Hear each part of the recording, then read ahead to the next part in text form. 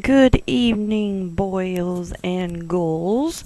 This isn't the Crypt Keeper, but this is Jesse here once again with another brand new episode of Manga Monday.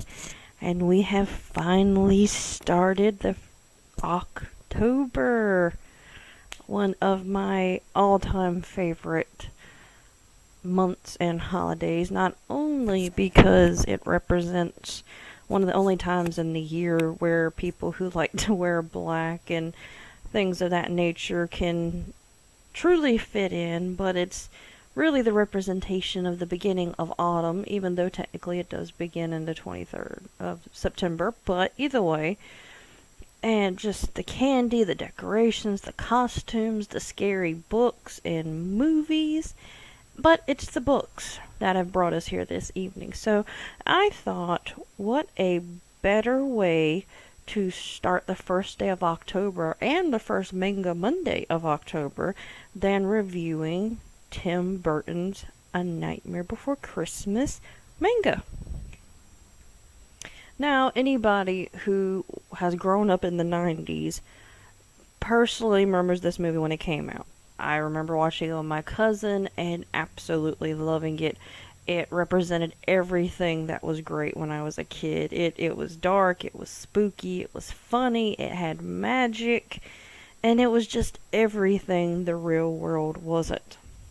So this manga, which was suggested by a colleague at work, because, when October rolls around, I have so much great material for book reviews on Fridays. I could pull from any shelf in my book-stocked house and could pull a book that's either associated to Halloween, is Halloween themed, or just horror or related. So, I could anything, but when it comes down to mangas, then things get a little bit scarce.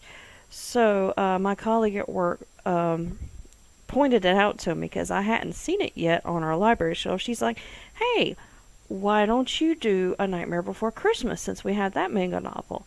And I was like, "Yeah, that's a great idea." So I grabbed it off the shelf. We had like a little few minutes of downtime, and I was flipping through it, and I hate to say it, but I was just overtly at the end disappointed, but at first I couldn't point my finger on what bothered me about it.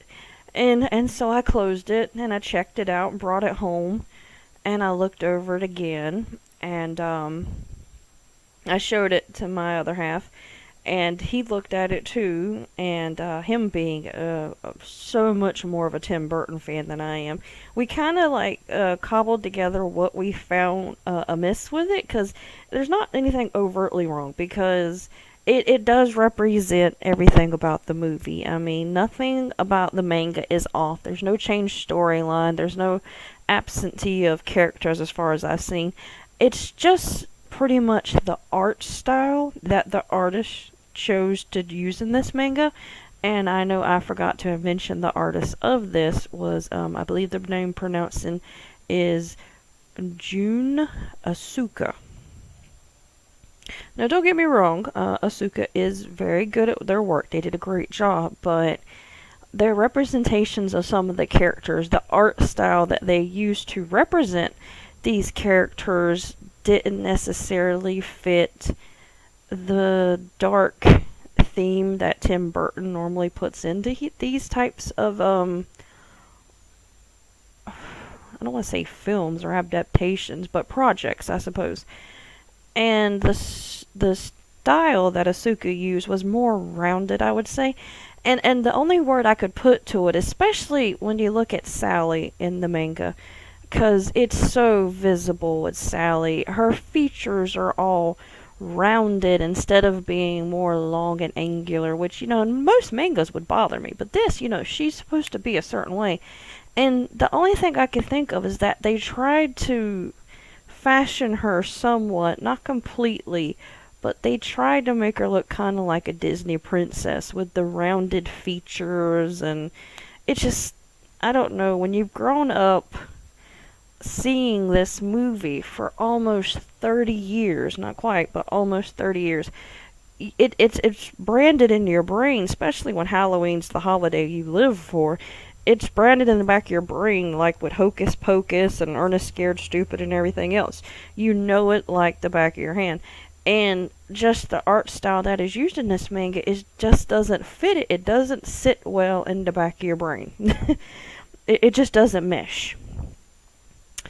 But I think mostly when I have a problem with mangas, normally the art style always comes through as being the problem I have with it. I mean, because as I've stated before with other manga reviews, the only thing I'm reviewing with it pretty much is either the art style and the adaptation of content. So, as I said before, the adaptation of content is perfectly great. Nothing missing, nothing lost that would cause you to be confused about the overall storyline.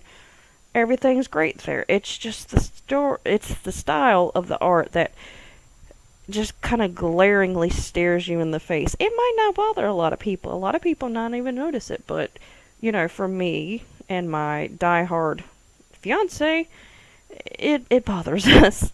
And the weird part is, if you remember Jack Skeleton from the movie, his tall stick-like figure and his round skull head and everything, his distinct style, even him as a character in this manga seems more rounded and cutesy, like shoujo manga cutesy in a way that I wouldn't even thought was possible. I did not think you could misdraw Jack Skeleton because, of his basic shape, but even something about him is kind of off when you look at it. But overall rating, I'd give it a 4 out of 5.